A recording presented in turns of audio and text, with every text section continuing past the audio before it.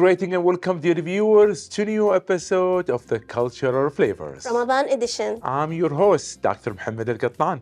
And I'm your co-host, Iman Marafi.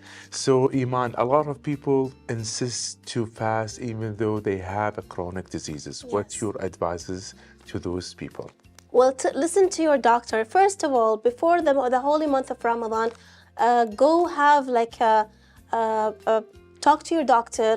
Tell him that you want to try at least to fast before and see, like, if people with diabetes have to check before if they can or cannot, so that if the doctor tells you not to fast, please don't do that, because he knows better than you.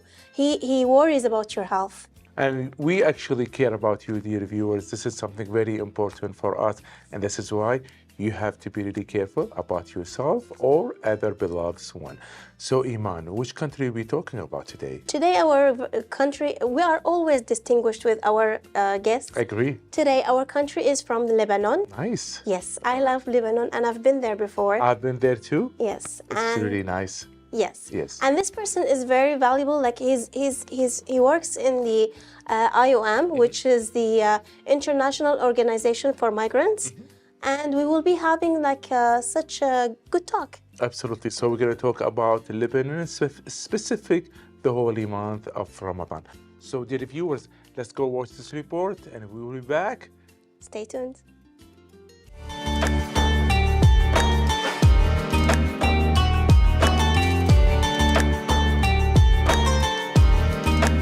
Lebanon, a country that effortlessly blends history, culture, and natural beauty. The capital, Beirut, is a captivating center of this vibrant metropolis. With its picturesque landscapes, stunning architecture, and a rich tapestry of traditions, Beirut offers an unparalleled experience to those seeking something extraordinary. Home to warm and welcoming people, Lebanon has mouth-watering cuisine, gorgeous views, and remarkable ancient ruins. The culture of Lebanon reflects the legacy of various civilizations spanning thousands of years. Ramadan in Lebanon is full of life and is one of the most vibrant and energetic of Ramadan observances. Overflowing mosques, crowding at the centuries-old souks, and mass iftar meals deterring traffic are common. The breaking of the Ramadan fast at sundown is like a luxurious event in Lebanon and is often hosted by families, businesses, charities, and several other organizations. Lebanon is home to some of the best dishes in the world. During Ramadan in Lebanon, iftar is almost always a four-course meal with soup, salad, main dish, and dessert. Staples include lentil soup and fattoush.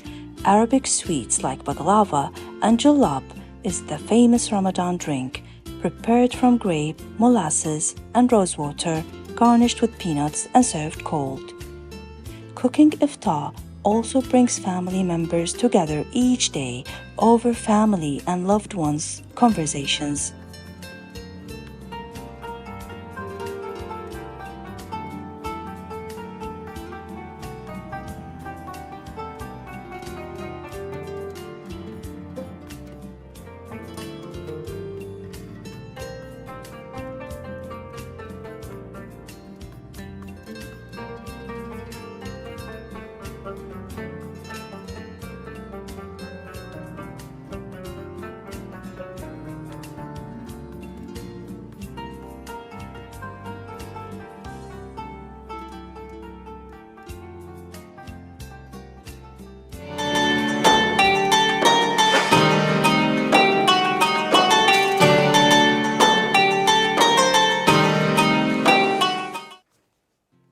And we're back, dear viewers, with this beautiful report about Lebanon. And today we have this very gentleman guest who is from also Lebanon. His name is Mr. Mazen Abul Hassan. Welcome. We are very honored to have you. Good evening and Ramadan Kareem to you and to all the viewers. We are so glad to have you, Mr. Mazen, talking about the holy month of Ramadan, specifically in Lebanon. Thank you. Yeah. At the beginning, can you tell us and explain to the viewers a little bit about yourself? Sure. My name is Mazen Abul Hassan. I'm from Lebanon, as you mentioned, a beautiful country that everyone in Kuwait likes. I have been working with the United Nations for more than 17 years. MashaAllah. I studied psychology, and also I studied a master in travel and tourism. So this have something related to culture. And when you invited me to this show, I was very excited because this is an area that I enjoy talking about and I love as well. Perfect. We're so glad to know more about you since you have a really long experience. And we would like to know, I would like to know, from where exactly you live in which part? I'm from the Mount Lebanon, from a city called, or a village called Shbaniye, and I'm sure many of the Kuwaiti will know this village because this village is very close to Hamdoun, Hammana, and Falouga. And Where many Kuwaitis used to and live. Kuwaitis used to live there. Yes. Still, they go there always. Yes. They have houses there. Correct. And I was surprised that even during winter time, which is cold, so many Kuwaitis, they like to go there. Exactly. Because the village where I'm coming from, it's cold in winter, at least for me. I like summertime more, and that's why I do enjoy winter in Kuwait. But Kuwaitis, they enjoy this weather. So still in the cold weather, they go to Falouga, to Hammana, and they like to enjoy their winter time there. Yes, we also go skiing, and because here in Kuwait it's very hot, so when we want to travel, we want to go to somewhere which is cold. Exactly, and that's why Lebanese people always are welcoming the Kuwaitis. And you know, we have a very strong relationship with Lebanese as well as we like the Lebanese food. We're going to talk about this cuisine, but before we go deep into that, Mr. Mazen, I would like to know the preparation for the holy month of Ramadan, such as a specific and unique month in the year. Would like to know what people usually do in Lebanon. Sure. I think like many countries where they celebrate the Ramadan months, in Lebanon the most important is before Ramadan, the preparation for food. Okay. So you can see all the housewives, the women, the mothers, the sisters, they go and they do the shopping for Ramadan. Correct. Especially if they want to prepare kibbe, they want to prepare sambusik, they go before Ramadan and they start the shopping. Okay. Because the whole purpose is to have all the family together. The whole purpose is to have all the friends together. And I think during the month there is a nice competition between families who will cook better, Okay. who is coming with some of the creative ideas. So this is the main preparation when it comes to the food. And for sure the preparation will be where they would like to have the iftar together, or who they would like to invite, Exactly. which kind of friends, which kind of family members. So if we focus on food. But for sure, always we remind ourselves that this month is a month for the gratitude, to be thankful, and this is also is taken into consideration. Absolutely. In some part of Lebanon also, they care about the decoration for Ramadan. So you can see that some people, they decorate their house, they bring some items that are specifically for this holy month. So this is part of the preparation as well. That's very nice. What about the children? What do they do? Well, the children before this, like their approach to Ramadan was a different one. They were always looking for the new clothes that they will have. But until now, in some areas of Lebanon, they like to go to Luna Park. Okay. Because always after iftar, if the weather is nice, there is a tradition in some areas of Lebanon that children would like to accompany their parents to the Luna Park. Okay. And this is something that I think it's unique. It's not like before, but still there are some parts where going to Luna Park is considered as part of the entertainment after iftar, where the families will take their children there. Very interesting. Yeah. So, Mr. Mazen, I would like to know which kind of activities people do in the holy month of Ramadan in Lebanon. Well, the activity is mainly preparation for iftar, for suhoor, and also after iftar, people would like to go out. Okay. Many of those who like the shisha, they would like to go for Ramadan tents. Okay. They would like to listen to some music always with their friend and their families. That's when we are talking about the families. For children, as I mentioned before, they prefer to be playing around, Okay. and then to have candies or to have this all kind of things.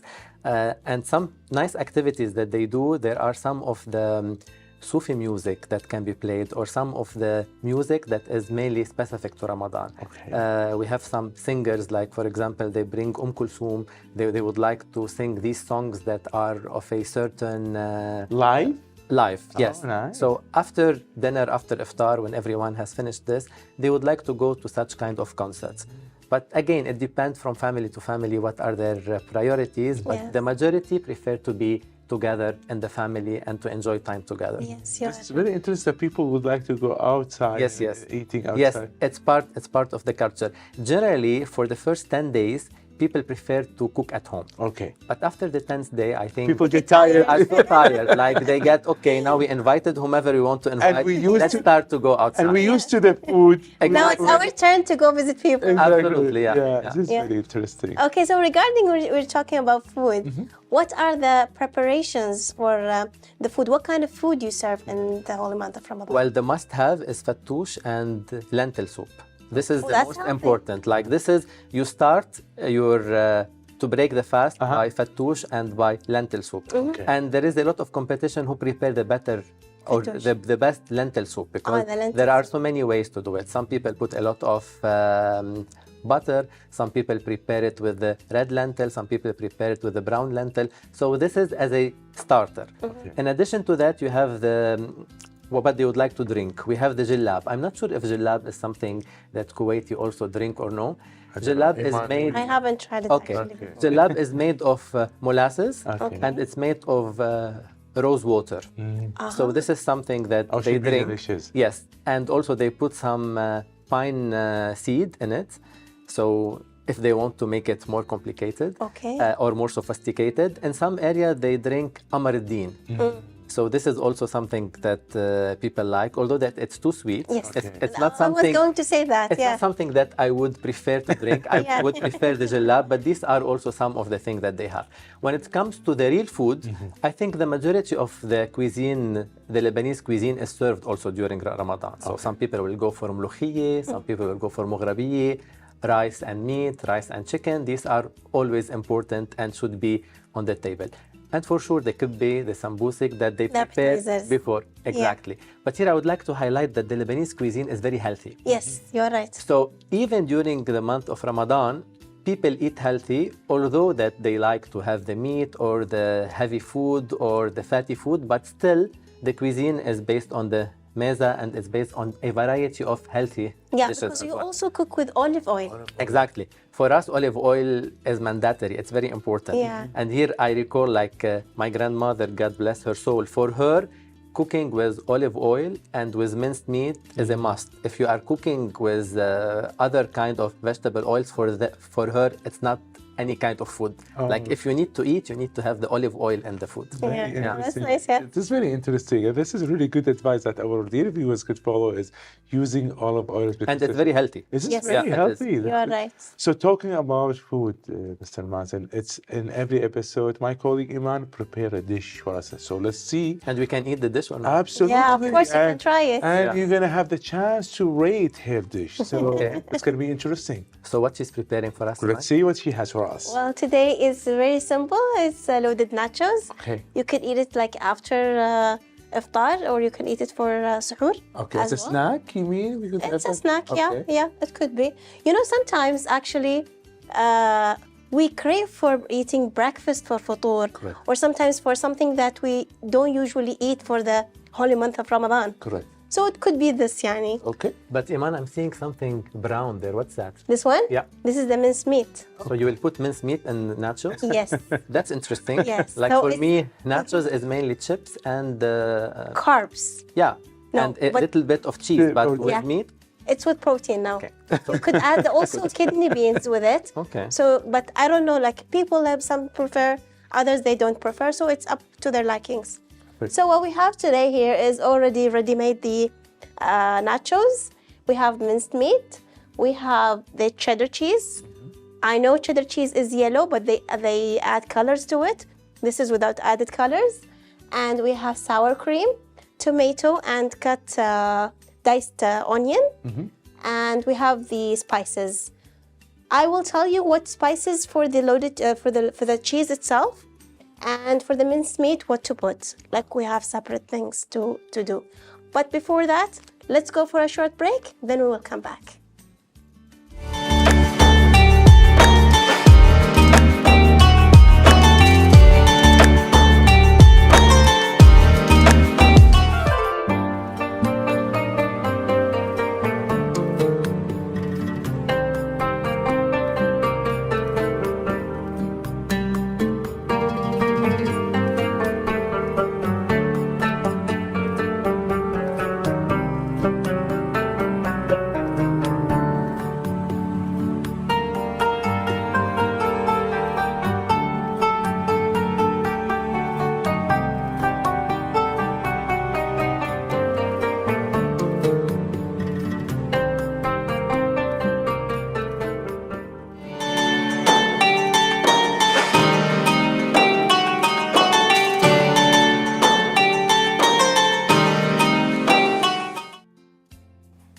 And we're back, dear viewers, with our esteemed guest, Mr. Mazen Abou Hassan. We're talking about Lebanon, specifically during the holy month of Ramadan. We are having a good and lovely chat with you, Mr. Mazen. Same here. Thank you. Before we go deep into more questions, let's have Iman what she's going to do for us, as well as how is everything going so I far. prepared 2 pots. Okay, One is for the minced meat, the other one is for the cheese. all right. I'll start with the meat first. I already cooked it with onion and garlic. Okay, So what I'll do now is that I will add it here with a little bit of olive oil, Okay. and then I'll add my spices. so there is olive oil. There is. That's why we have a good smell. We cannot live without olive oil, actually. And then after that, I will add a little bit of oregano and a little bit of smoked paprika, and along with the Cajun spice. If you don't have Cajun spice, it's okay. You can put all the 7 spice, and it's up to you. After you finish it, we will go for the cheese. Perfect. We will add a little bit of, it's not a little bit, it's a good amount of butter. Okay. And I think it's not a heavy meal, so we don't need to run after this, right? No, I don't think so. I think so. I think for 1 hour we need to run. Then we will add flour to it. I will make it until it's golden, like not golden brown, a little bit of golden color. Then we will add the cheddar cheese along with a little bit of salt. The smoked paprika will give it color and will give it a good taste, along with also powdered garlic. Then we will add a little bit of milk. The secret ingredients to give it a taste like the cinema is that you add the jalapeno vinegar. Is it a strong one or no? Yes. So for people who don't like chili a lot, because I need to give you a good it's grade. not that hot. If it is too hot, No, it's not that hot. I'm not a spicy guy, so yeah, me too. No, it's not that hot. I made it into consideration. perfect. Yeah. So I will start cooking, then we will continue after. I will tell you what to do the other process. Perfect. So while you're preparing, I'm gonna have the chat with Mr. Mazen. So, Mr. Mazen, we have not touched about the sweet in Lebanon. Yes, This is the most important part, especially in Ramadan time. Yes. of course. Not sure if in Kuwait you have the same. We have something called killaj. Okay. It's a kind of pastry where people put inside or cheese or ashta. And then you can hear when they are frying it in the pastry shops and the sweet shops, everyone is going there to buy it for Ramadan mainly. This is a dish said that is only- prepared mainly for Ramadan. All right. You cannot find it outside Ramadan, or if you find it, it's not available everywhere. But for the months of Ramadan, this is the main sweet. And for sure, you have many other things. You have the ma'moul. Maghli. you have- Yes. Oh, we have the maghli. Yeah. Maghli is not only for Ramadan. Maghli is prepared in specific occasion. Okay. It's made of rice. Okay. And then the most important with the maghli that they put the spices. coconut on top of it, like the Okay. coconut powder, but you have to put almond, you have to put nuts, you have to put pine seeds. And the way that it looks, it's amazing. But when you taste it, it's even more better. Nice. But after you eat the maghli, you have to run maybe 2 hours because it's very heavy, but it's very Yeah. tasty. And in some areas, you have the maghli that is prepared with tea.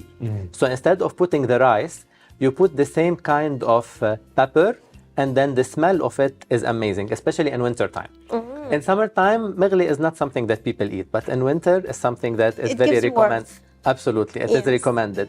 And for sure, we have the atayif. Okay. And the atayif is prepared with ashta, sometimes with the cream, sometimes they prepare it with nuts. Okay. And some people, if they want to be too much, let's say, modern, they put some of the side, which I don't like it. Oh no, it's heavy. I prefer the traditional. Traditional, Yeah. Yes. And the most important part about Lebanon that the sweets are different between regions. So if you go to Saida and to Tyre, or if you go, for example, to Beirut, or if you go to Tripoli, you can have different kind of sweets. And this is something very important. Like last time I was discussing with some friends from Tripoli, they were mentioning sweets that I have never heard about. Interesting. So even for us living in Lebanon, you have to go It's to like cities, that, to the big first- cities, and to discover what kind of food they have and what kind of sweets they do have as well. Such Yeah. diversity. Absolutely, yeah. What about places? What are going to be the most crowded or people who really seek to go during the whole Ramadan? During the month of Ramadan, people prefer to go to city center, especially to Hamra area. They like to go to Rawshi. Okay. They like to go to I've Saida. been to the Rawshe. You've been to Rawshi, It's amazing.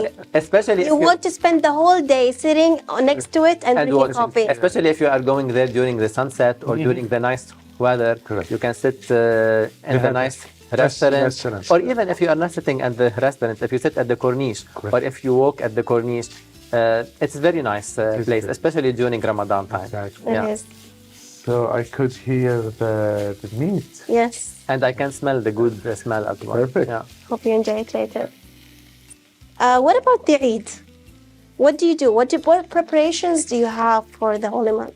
For after, like for the Well, Eid? the preparation is mainly what people will be giving as sweets, and it's mainly ka'ak or ma'moul. Okay. And then the ma'moul is also, it's about how they prepare it, what kind of special taste that they put inside, but the ka'ak is something very important as well. And the most important for the kids during the Eid is that the first day of the Eid, they go to their grandparent to have money. All right. This is something very important, and I think everyone is looking at it. Okay. And also, they wear the clothes of the Eid. Yeah, the new clothes. So they will compete who has the better colors, better shape, the shoes for the Eid. Exactly. Like even now, the time is different than before. Before, people have the clothes for the Eid only once, but that Okay. was 50 years ago. Maybe. Yeah. Now, even More- if people are more fancy, huh? yes, because now we are more consuming things, but Correct. still. The taste of the Eid is completely different, Okay. and it's very important. And in some areas, for example, during the Eid, people would like to go to al-mubarrat in order to provide food for those who are in need. They like to organize iftars. There are a lot of organizations who like to organize the iftar for people who are most vulnerable or people who are in need. And this is something that I do really appreciate in so many places, including in Lebanon. Very. But during the holy month of Ramadan, we come back a little bit back again. For like the mosques and the last 10 days of the nights of the destined days, what do you do? Generally, yes, people would like to go to the mosques. They go throughout the months, but Right. the last 10 days, they prefer to go maybe to biggest mosques as well. Correct. And we have plenty of them in Lebanon, especially in Beirut or in Tripoli or in Saida. And some of the nice things that happen in Ramadan in Lebanon, we still have al-Msahharati, Okay. which is a person who come late nights in order to make people to wake Wake up. for the prayer. And it's very nice, especially when it's not so cold outside or it's not rainy. The sound of Msahharati is very So what amazing he in what Lebanon. he just what he's doing exactly? Well, he's calling for the prayer, Okay. and then he's calling people to go and to pray during Okay. the And morning. this is going to be the neighborhood. Absolutely, yes. Very yes, Yes. interesting. Yeah. So I hear a lot of family compete with Fattoush. Yes. What about Tabbouleh? Well, Tabbouleh also they compete with it, but Fattoush is considered I'm more really for curious. Ramadan than Tabbouleh. Tabbouleh is available throughout the year, but Fattoush is mainly for Ramadan, but you can eat it always. And the competition is mainly if you put the molasses in it of pomegranate, or if you put the salt and the citron only. So Perfect. that's the competition. That's I like the one with molasses along with the garlic. Absolutely, yes, yes. This is something good as well. Yeah. So, Mr. Maza, let's see how is Iman doing so far? Well, I'm doing great. I finished the meat already. It's done very quickly. Well, I'm hungry now. Soon. Actually, both of us are. Okay. Now I melted the butter. I will add the flour to it, and then I'm just going to make it golden color. And then after that, we will put the spices with the salt. Then we will add the cheddar cheese, All right. and then we're good to go. So hopefully, Then we will assemble things together. Perfect. So, dear viewers, let's have a break and I'm going to continue. So please don't go away.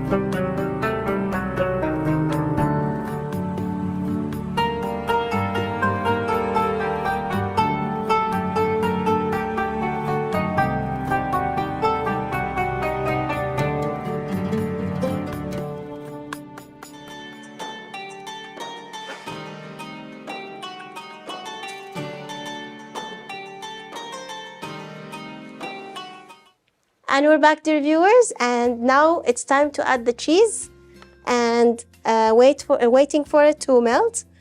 So while it's melting, Mr. Mazen, like, what about your experience here in Kuwait? Like, how many years have you been here? Well, I've been in Kuwait for 3 years and a half. Okay. First 3 months were not so good because I arrived during the COVID time. So imagine how it was. Like, the situation all around the world was unstable. We didn't know what is COVID, how it will be. Yeah. So first 3 months, they were not easy, but after that, I get used to Kuwait, and I love Kuwait, especially during Ramadan time, because I think what you have here, the culture of Diwaniyah, is very unique. Yeah. Especially when you work in the diplomatic field or in the United Nations field, you always go to this Diwaniyah during Ramadan. So I had the chance to go 2 Ramadans, last year and the year before. And it was very interesting and very impressive to see the vibes of Ramadan. I think the vibes of Ramadan in Kuwait are very unique and are so different from other places. Like how people gather all together in Diwaniyah, the spirit that they do have, it's something very important. Right. The other part is the, what do you call it? The ghabga. Because it took me some time to understand what are you talking about, the ghabga. Also, it is so nice, especially that it's very late. Yeah. But the problem is that how to wake up the second day, especially if you have work. Yeah. So we go to ghabga, but the second day to wake up and go to work was a problem. So these are few things that I enjoyed during Ramadan But time. good time you get to adjust to the things, the Absolutely. timings, you know? Yes, yes. So first Ramadan was a bit very difficult for me because I didn't know what to expect. But Yeah. last year it was enjoyable. So what do you think about the Kuwaiti cuisine? Yes. I'm a lover of rice. Okay. And the majboos is my favorite dish. And this is something that I do like. And you have a very famous fish as well, the baidi fish. Yes. This is something that I do like. مطبق? Yes. Yeah. And then during Ramadan, you have al-gamat. Okay, man. And my colleagues at the office, they introduced to me al-gamat with cheese inside. Oh. And that was my favorite. Yeah. That was very good I think sweet it's from similar Kuwait. to jubniya. Uh, Not? It is, but I think here there are some places that they do it in a very nice way, and then you start eat, and then you stop count. So you start 1, 2, Well, and then you exactly. say only 2, and then you end up having more than 5 or 6. Once you pop, you never stop. Absolutely. And then you have garsa ageli. Okay. Yeah. Yeah. This is something is nice because I like saffron, and then this is one of the nice things that I do eat in Kuwait as well. Yeah. Yeah. So how was Iman doing? Actually, it started to melt. Good. Yeah, I'm just going to assemble now the nachos. Add a little bit of the minced meat with onion and cubed tomatoes. Then we will add the cheese, and then we will make layers out of them. Perfect. So Yeah. how many layers will you put inside? As much as we want. It depends, yeah. Let's see how tasty is it. Then we decide. It should be tasty. Yeah, it should. Mr. Mazen, you've been, as a nature of your job, you've probably been in a lot of countries. Now, I would like to see your experience, especially during the holy month of Ramadan. How is it comparing with Kuwait or comparing with Lebanon? What are the similar things or something is unique? My main experience outside during Ramadan was in Turkey because I spent 9 years in Turkey. Oh, mashallah. And what was good about it is that each province you go in Turkey is like you are going to a new country. Interesting. Like you go to the southeast, it's different than Istanbul, it's different than Ankara where I was based, it's different than the seaside. And even the way how people prepare food is very, let's say, diverse in these places. But the common thing is that how people gather all together. I think this is something very important during Ramadan months, like people coming together, the family coming together. This is something that is common to all these places, including in Kuwait for sure. Correct. Yeah. But I believe now, Mr. Mazen, I would like to go back now to Kuwait. There is no culture shock because we have a lot of the big community, Lebanese community, as well as Lebanese food is probably Everywhere. Well, in Kuwait, all food around the world is everywhere. Yeah. And that's why wherever you go, you have the Italian, you have the Chinese, you have the Asian food. So everything is here. Whenever I go, like I travel, I look for the Lebanese food. Yes. Yes. Because first of all, it's healthy. Second, like if you eat much protein, you will be full very quickly. Absolutely, like the other but you have to come to Lebanon and try it in Lebanon because the Lebanese food there will have a different I taste. came to Lebanon. Where I did you go? enjoyed it. As I told you, we went to the Rawsha, and then I went to the malls. Then I ate from like separate restaurants. So what I liked? Did you try fatayr in Lebanon? No, So fatayr is something very important. I didn't see anyone Fatayr that with sells fatayr. spinach or with cheese or with kishk or with za'atar. You should come and then I should go. You know, we will maybe try to during take the you holy to the month best of Ramadan. places. Yeah. You should, yes.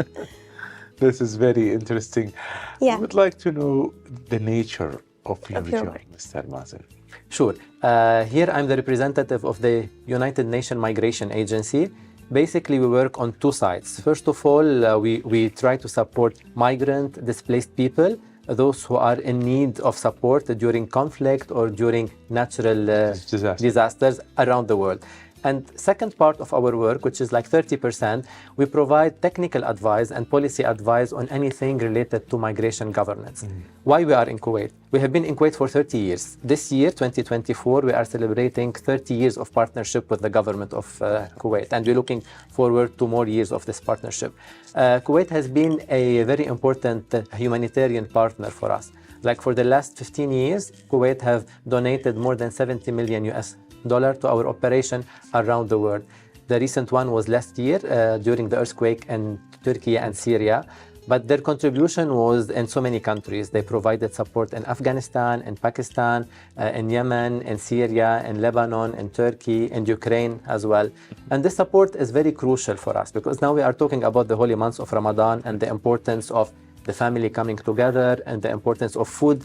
But we shouldn't forget that so many people around the world, even being with the family together is not a possibility. Correct. These are the displaced people, these are the migrants that are moving from place to place. So this is something that we do. We are trying to provide support to these people, and the support can vary from different things. We provide them shelter support, Correct. we provide them psychosocial support, which is something very important, access to health. This is part of the work that we do. So our work mainly in Kuwait is with so many partners. We work with Ministry of Foreign Affairs, with Ministry of Interior, with Public Authority of Manpower, with Kuwait Fund, but also with the private sector, with many civil societies, with individual, with private sector, and with so many partners in order to achieve what we want to achieve, which is mainly provision of humanitarian support to those in need, including the displaced people, including migrants and the host communities that are hosting these people. This is really interesting, and we'd like to thank you for all the effort that Mr. Mazen are putting.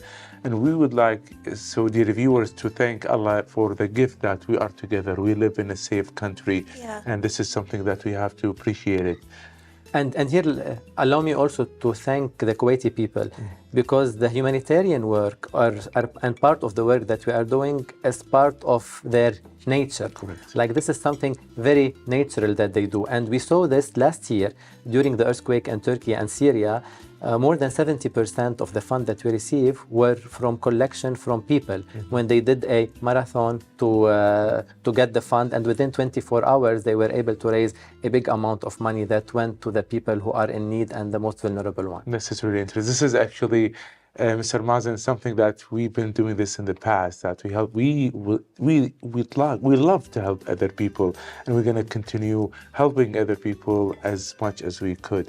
So let's go to my question. Sure. About the culture shock. Yeah. So I just tell you that it's a big community, and the food probably is similar. Did you find the culture shock when you come? Well, my first cultural shock was the language. Although that we all speak Arabic, but sometimes people speak some of the language or some of the words that I have no clue what is it. And until now, each time I go back to my colleagues in the office and say, can you explain what do you mean by this and that?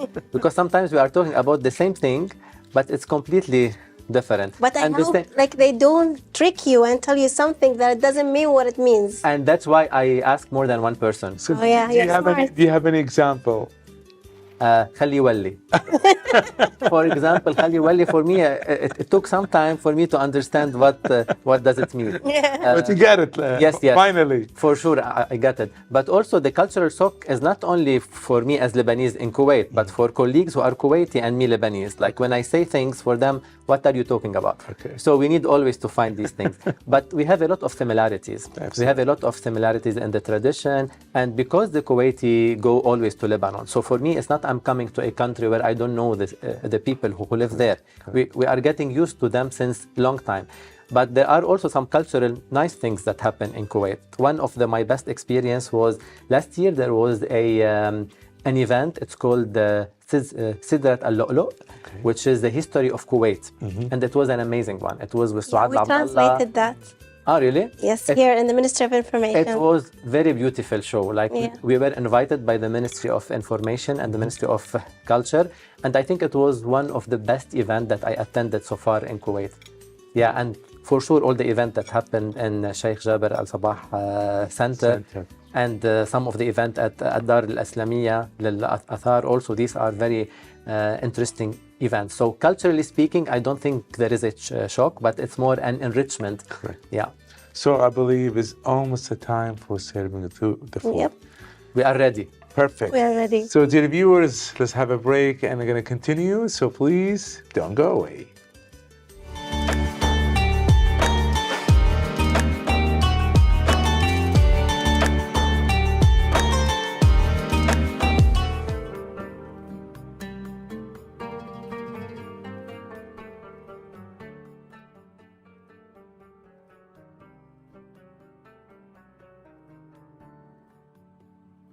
Hello everyone! Today we're in Souk Al Mbarakiyah, one of the oldest souks in Kuwait and a great shopping destination. So follow me along as we take a tour in Souk Al Mbarakiyah.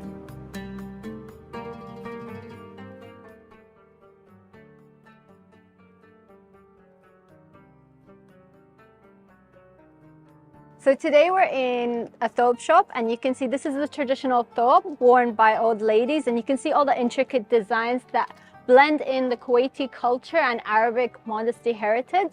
So there are different colors and it's very colorful, and people wear them on different occasions. So some people will wear them during Eid, some people during Ramadan, people will wear them when greeting their guests on special occasions. It's a very beautiful thobe, and as you can see, it's absolutely amazing, the colorful designs.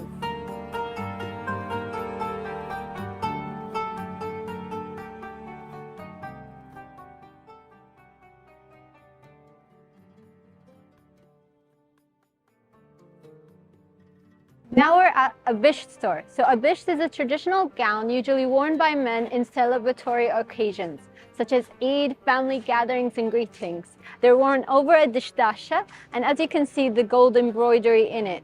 Now this is the traditional one, but over time, considering the new changes in fashion, that a younger generation version has been developed, and as you can see, it's so cute, and it fits for the younger generation as well.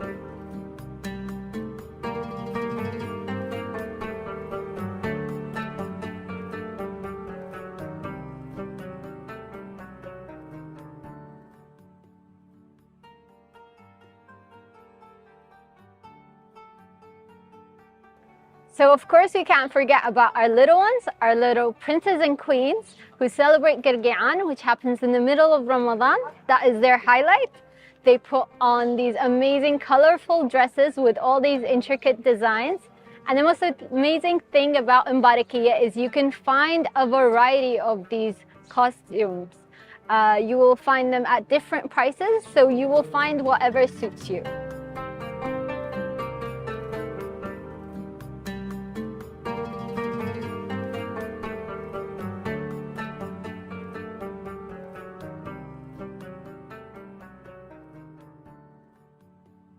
Thank you for joining us on our tour of Souk Al Mbarakiyah, where as you can see, you can find amazing clothes and a lot of variety at affordable prices, not just for you, but for you and your family of all different ages. I hope you enjoyed our tour. Ramadan Kareem.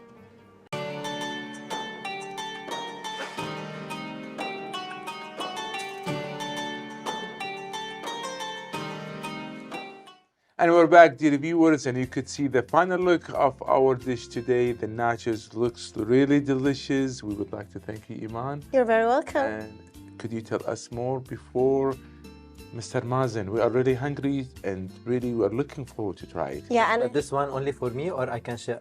I need to share it. It should be sharing. Well, sharing is let's caring. talk about it later because it looks so delicious. Let's see. So Sharing is caring. probably you could try. So Iman, could you tell us a little bit more about the nachos? Yeah, well, for those who like missed maybe the first segment, we minced the meat, then we stir fried it with the onion, garlic, and then I added a little bit of tomato paste with it, along with some spices, Cajun spices and salt with black pepper. If you don't have Cajun, you could add 7 spices, whatever you like. Back to our cheese sauce, which is butter, and then with the flour, you make it until it's golden a little bit. Then you add gradually the milk. Don't be like me, I added it like directly to it, and then there were small clumps first. So it will take time to remove those clumps. Perfect. Then you will add the cheddar cheese with the most important thing, which is the vinaigrette of the jalapeno. Nice. It looks so delicious. Can I have a second one or Of only? course. This is gonna be you should This try is it. really so good, Iman. So We- you are a very good cook, Oh, thank you. especially with the cheese, and it's not so hot, by the way. Like it's not so chilly. Yeah. So it's a very good If taste. you wanted to chili, you can add like jalapeno on top of it. Correct. Yeah. And it's really delicious, Iman. We would like to thank you for doing this. Bon appetit. As usual, Iman. So the rating, Mr. Mazen, about Iman dish out of 10. 10 plus. 10 plus, Oh, for thank sure. you. So good. Thank you so much. Congrats. It's really so good. Oh, thank you so much. So, Mr. Mazen, unfortunately, we are reaching the end of this episode. So, if you have a last advices to our dear viewers, so please go ahead, and then we're gonna eat the whole nachos together. Thank you so much again, and Ramadan Kareem. And I think the last word would be that we should remind ourselves that the sense of community, the sense of giving, the sense of gratitude should not be only during the months of Ramadan. It should be all over the year. And thanks again for hosting me. It was a nice interview. We actually have a good conversation with you as well. It was really lovely. Yeah, we enjoy the time. It is very interesting. So this is all for me. That's We gonna be- agreed. No? Agreed. We'll see. We'll see. We'll see after that. So, dear viewers, we're gonna see you in a different episode. Until then, be safe. Bye bye.